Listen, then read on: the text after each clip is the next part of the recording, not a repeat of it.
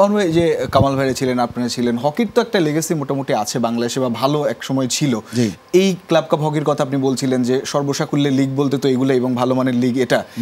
সেই জাতীয় লিগ যখন মাঠে গড়ায় তখন আসলে এই ধরনের মিসম্যানেজমেন্ট বলেন কিংবা এই ধরনের উত্তেজনাকর পরিস্থিতিতে এটা তো উপভোগ্য একটা ম্যাচ হওয়ার কথা দিন শেষে।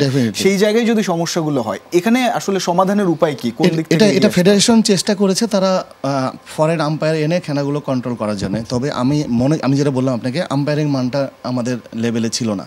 আপনি শ্রীলঙ্কা বা ওমান, এদের আসলে আমার মনে হয়নি যে আমাদের চেয়ে বেটার এরা। যেমন আমাদের দুজন আম্পায়ার আছে ইন্টারন্যাশনাল আম্পায়ার, একজন জানেন যে শাহবাজ আলী এবং সেলিম লাকি। তারা কিন্তু এফআইএইচ এর এডিট প্যানেলে কাজ করে এবং ভালো ভালো টুর্নামেন্ট করে। তো তাদেরকে আমরা ট্রাস্ট করে পারি না। তার চেয়ে লো ক্যাটাগরি আম্পায়ার এনে আমরা চেষ্টা করছি যে এটা কন্ট্রোল করা, এটা সম্ভব হয়নি। আলটিমেটলি এটাই হয়েছে। তো আমার মনে হয় যে আমি ফেডারেশন অনুরোধ করবো যে নেক্সট টাইম যেন আরও ভালো মানের যারা হকি ওয়ার্ল্ড র্যাঙ্কিংয়ে যেমন যারা 10-এর মধ্যে আছে তাদেরকে আনা যায়। তাহলে হয় কি একটা, তবে এটা কিন্তু একটা মনস্তাত্ত্বিক সাইকোলজিক্যাল গেম। কি গেম? আম্পায়ারকে কিন্তু মাঠে হোল অথরিটি থাকে 60 মিনিটসে তাকে ফুল গেম কন্ট্রোল করার, এবং এটা কন্ট্রোল করার বিভিন্ন এলিমেন্টস আছে। আপনি কার্ড দিতে পারেন, আপনি ভার্বালি বলতে পারেন, আপনি এটা কিন্তু হোল অথরিটি আম্পায়ার।